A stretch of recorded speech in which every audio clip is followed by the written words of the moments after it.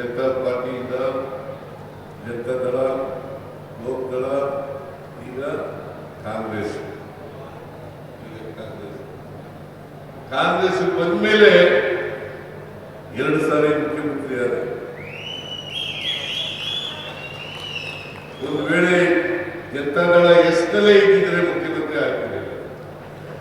ಯಾಕಂದ್ರೆ ದೇವೇಗೌಡರು ನನ್ನ ಮುಖ್ಯಮಂತ್ರಿ ಮಾಡಕ್ ಬಿಡ್ತಾ ಇರಲಿಲ್ಲ.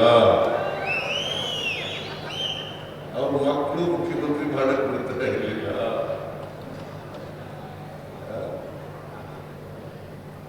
ಡಿಟಿ ವಿರುದ್ಧ ಇಲ್ಲ, ನಮಗೆ ಡಿಟಿ ಯಾವಾಗ ವಿರುದ್ಧ ಇಲ್ಲ. ಡಿಟಿ ನಂತರವಾಗಿ ಇರ್ತೇನೆ, ಆದ್ರೆ JDS ಇದ್ದಾರೆ.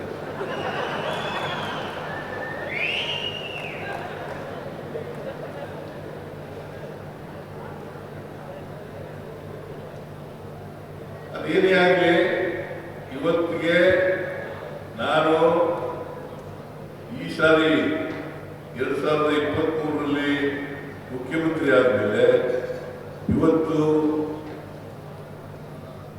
ನಾನು ಅಧಿಕಾರ ಸ್ವೀಕಾರ ಮಾಡಿದ್ದು ಮೇ 23 ಅಲ್ಲ 1923 20ನೇ ತಾರೀಕು.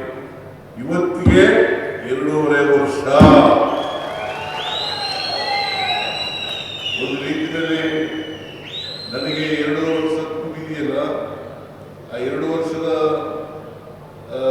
ದಿನಾಚರಣೆ ಕೂಡ ಇಲ್ಲೇ ನಡೀತಾ ಇದೆ.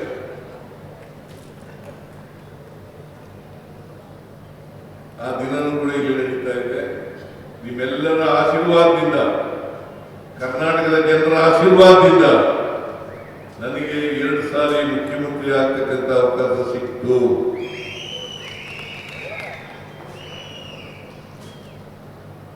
ಮುಖ್ಯಮಂತ್ರಿ ಆದ್ಮೇಲೆ ಸಮಾಜದಲ್ಲಿರ್ತಕ್ಕಂಥ ಎಲ್ಲ ಬಡವರು, ಯಾವುದೇ ಪಕ್ಷ, ಯಾವುದೇ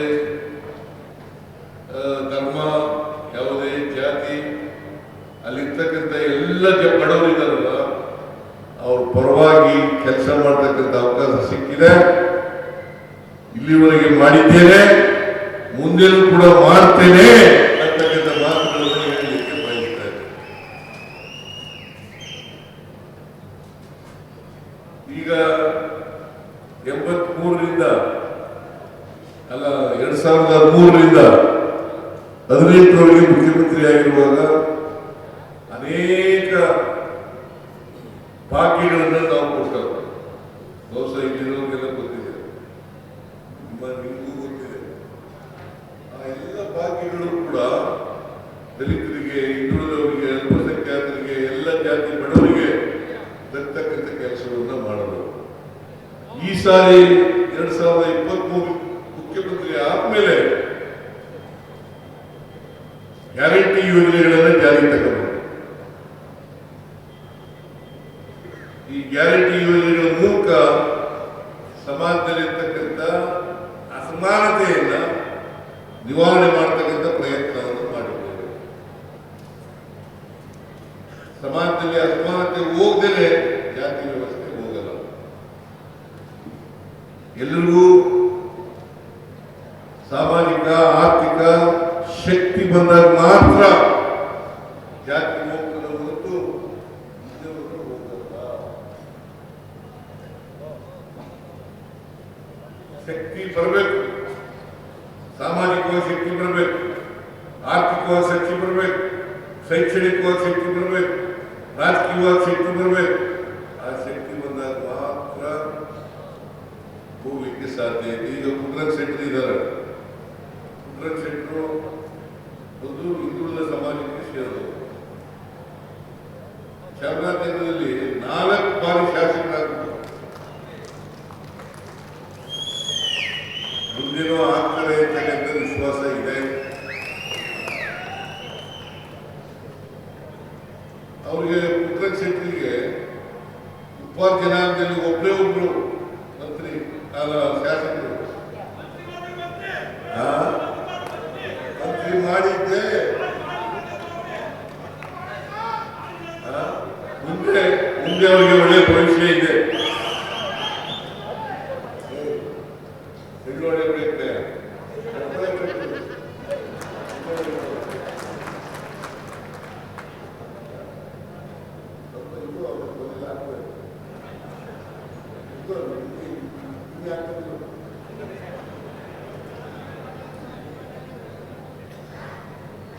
ಚಾಮರಾಜನಗರ ಜಿಲ್ಲೆಯವರು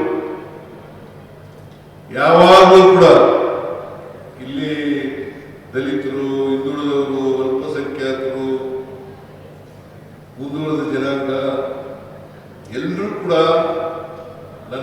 ನನಗೆ ಬೆಂಬಲವನ್ನ ಕೊಟ್ಟಿದ್ದಾರೆ. ನಾನು ನಿಮ್ಮ ಜಿಲ್ಲೆಯನ್ನ ಯಾವಾಗಲೂ ಕೂಡ ಮರೆಯಲಿಕ್ಕೆ ಸಾಧ್ಯ ಇಲ್ಲ.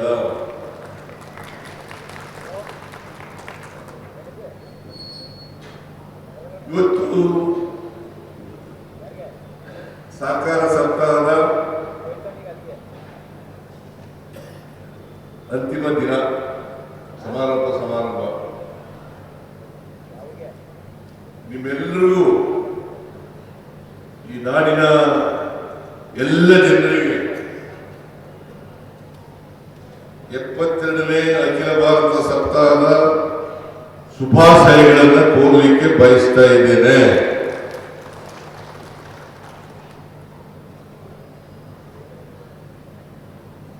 ಸಹಕಾರ ಚಳವಳಿ ಪ್ರಾರಂಭವಾಗಿ ಕರ್ನಾಟಕದಲ್ಲಿ 120 ವರ್ಷಗಳಾಗಿವೆ. 120 ವರ್ಷಗಳು. 2004ರಲ್ಲಿ 1904ರಲ್ಲಿ ಕಾನೂನು